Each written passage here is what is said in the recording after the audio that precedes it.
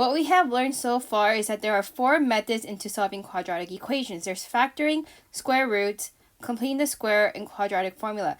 Now, the decision is up to you, the student, in figuring out how to solve the quadratic equation. To solve example 1, the first thing you could take out from the option is square roots because we know that there's a bx term right here. Now, to figure out if we're going to do factoring, completing the square, or quadratic formula, the first thing you want to do is subtract 73 from both sides. Then you get x squared minus 6x minus 66 equals 0. Then to determine if you can use factoring, what you can do is you can apply the discriminant. The discriminant helps us guide us into seeing if the quadratic equation is possible or if we can factor. So since the discriminant is b squared minus 4ac, we know a is 1 because 1 is in front of x squared, b is negative 6, and c is negative 66.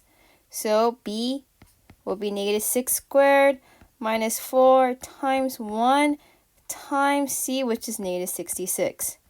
That's 36, and 4 times 66 is 264.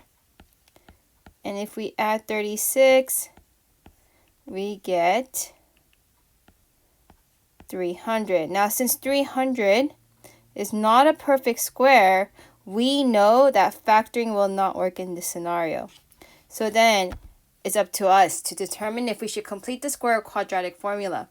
Now, if we recap it completing the square, the hint was if a is equal to 1 and if b is even, we can use completing the square. And in this case, because a is 1 and b is an even number because it's negative 6, we can complete the square. And if you didn't complete the square and you went to quadratic formula, that is okay too. But in this example, I will go over completing the square. So x squared minus 6x, and we're going to move 66 to the other side because we wanted the format as ax squared plus bx equals c. And this is for completing the square. Okay, so the first thing you want to do is draw placeholders, get the b value, and divide it in half and square it on each side. Once you do that, then we go to our next step. X squared minus 6x plus negative 3 squared equals 66 plus negative 3 squared. From here, since x squared and negative 3 squared are perfect squared, this is a perfect square trinomial. We know this will factor into x minus 3 squared. And on the right side, we'll simplify 66 plus 9. Then, get x minus 3 squared equals 75. Take the square root to solve for x. 75 is 25 times 3. 5 and 5 and 3. So we know square root of 75 is 5 root 3. And it will be x minus 3. Now, since it's a square root, it should be plus and negative because it's an equation. Then all we need to do is solve for x. So we're going to add 3 on each side. And then you'll get x equals 3 plus or negative 5 root 3. To solve example 2, notice that we have ax squared and c, meaning that we don't need to factor, complete the square or quadratic formula. This one, we should do square roots. So here, when we do the square roots, 9x squared minus 4 equals 0. What we can do is add 4 to each side. And we get 9x squared equals 4. Divide 9 on each side. And you can get x squared equals 4 over 9. Take the square root.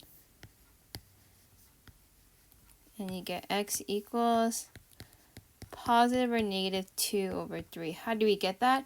Well, from here, what we can do is instead of seeing the square root as a whole for 4 over 9, we could break it up to its parts, its components. So square root 4, square root 9. Then we know square root of 4 is 2, and square root of 9 is 3. So our answer is right here. Now, what if you chose to factor? Because you notice it was difference of square. Well, that's a great thinking too. So if you did notice that it is a difference, a square, and you ended up going from 9x squared minus 4 equals 0 to 3x plus 2 times 3x minus 2 equals 0, that is fine too. So what you can do is then you set each factor to 0. Then you subtract 2 on each side, and you get 3x equals negative 2 divided by 3, x equals negative 2/3. Add 2, get 3x equals 2, divide by 3, x equals 2/3. So factoring would have been okay too. In all honesty, you could have done quadratic formula or completing the square. However, doing the square root method would have been the fastest way of getting to the answer. Example 3.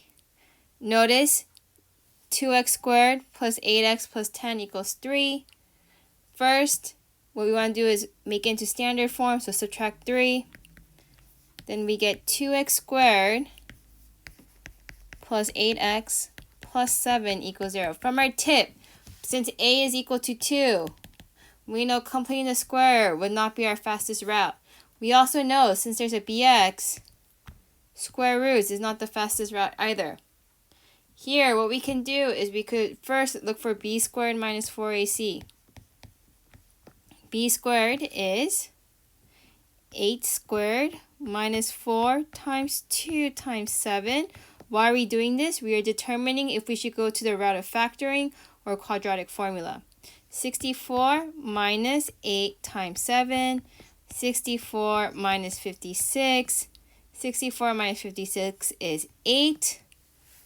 Since 8 is not a perfect square, we will not factor, but we will go towards quadratic formula.